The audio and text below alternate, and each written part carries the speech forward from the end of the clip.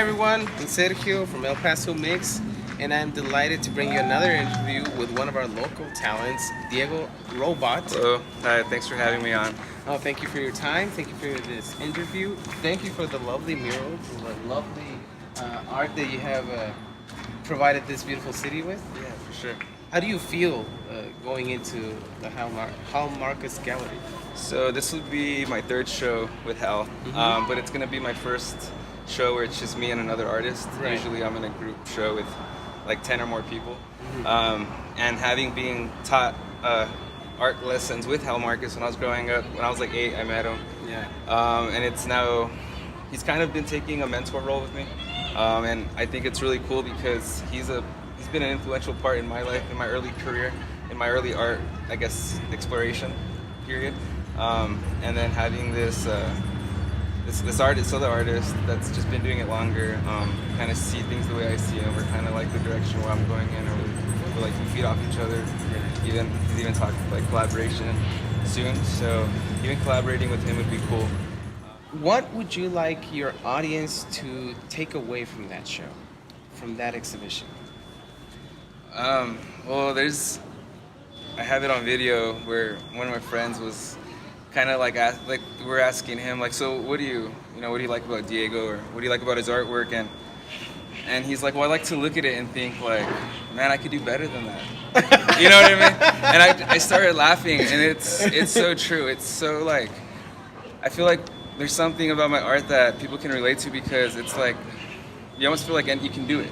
You know? Right. I wanted to talk a little bit more about that and see if you can tell me who are your influences when it comes to local contemporary artists. I'm a big fan of Aaron Torres. He's also known as Sleep Never. He's been we lived at art space together. He got locked out on the first day, and coincidentally we're like a day apart in birthdays. Oh, okay. He's been doing art here. Well, we went to America's high school together, and I'll never let him hear the end of it, but he beat me in a poetry contest in the library after school, and so he's like the super creative, talented guy. Went to Austin for 5 years, or 10 years probably. I think it was 10 years actually. Okay. And now he's doing something in El Paso. He had a show with Hal Marcus at the museum, and Ricardo Chavira, or Rich Chavira. He does like all the Amor por Juarez, like Right. dripping paint. So he's making a splash. He's different. He's unique. He's breaking like sex boundaries. That I think is pretty cool. Something that I don't really, Yeah. It's like he's the one to do it. You have to be gutsy and crazy, and I respect him. I look up to him and I admire him for that. Valentin Sandoval has been like another mentor slash friend. We have the same birthday as well. I also wanted to touch a little bit on some of your influences. I know you're a Basquiat fan. Yeah. What are some other great artists that people might be surprised that you're actually a fan of?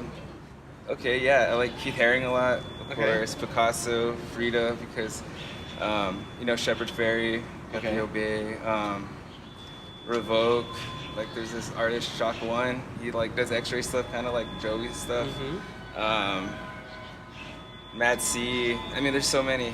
I think like a Renaissance period that was about to happen, there's like all these artists, kind of like El Paso right now. Right. There's all these artists coming up, there's all these musicians coming up, it's kind of, everyone wants to be, like everyone is an artist now, everyone, it's kind of like this battle with light and, Yes. kinda like- Would you say that we have kind of like a Harlem Renaissance going on here in El Paso? I feel like, yeah, it's definitely, El Paso is the 19th largest city in the United States, and then we have Mexico, Juarez, which is like 2 million people. It's probably one of the biggest cities in Mexico. It's like, yeah, dude, there's kind of hype on art. There's a Right. need for it. There's businesses that can afford it, put it on their own businesses, and then, yeah, it's cool. It would be kind of like from that business aspect that there's more art because there's more demand for it. Definitely. Do you feel that this generation is bringing a little bit more of? Would you say they're more hungry for art, Yeah. for cultural aspects of the city? I think art's kind of like this food for nourishment, Right. I feel like El Paso's been almost there, or like they've had the talent, but it's like finally the supply meets the demand. Okay. So yeah, the bigger the population, the bigger the city gets, the need for revitalization of a whole downtown. It's gonna take musicians, it's gonna take artists.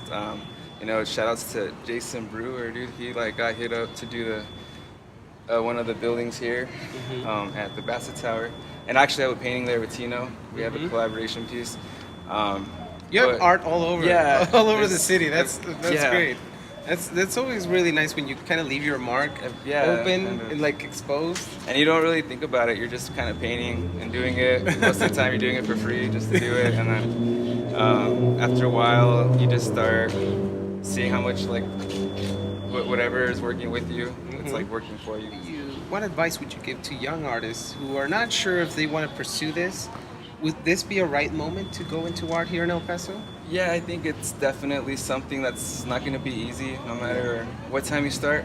But it's also like what I tell myself is there's not like whenever I think about giving up or quitting, it's like nothing goes unseen. You know, there's always a purpose behind what you do, and it's ultimately up to you. Like every reaction comes from an action. So if you just stay positive, dude, and you just make sure like.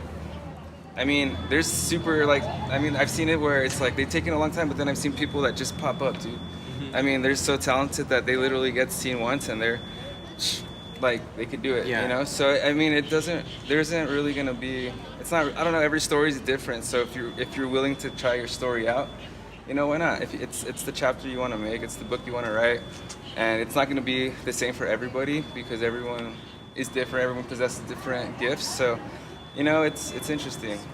What I like about the way you describe El Paso, it sounds like you're in love with El Paso, with Yeah. its art scene, with everything Yeah. about it. And now I thought this would be a difficult or an easy question, but I think it's going to be kind of a big one for you. What do you like the most about El Paso? Chico's Tacos. That's that's it. You didn't Yeah. hesitate at all. No. Chico's Tacos. That's it. Or, yeah. You know. Chico's Tacos. Or Roscoe's. Either Oh, or. I can okay. live off either or. Either or. Okay. Yeah. And finally, I wanted to ask you, where can people find you on social media? Okay. Instagram, Diego Robot. Okay. DiegoRobot.org. That's your and web? My web. Yeah, my website. It's probably the best way. Okay. And then I have my Facebook and Instagram links on there.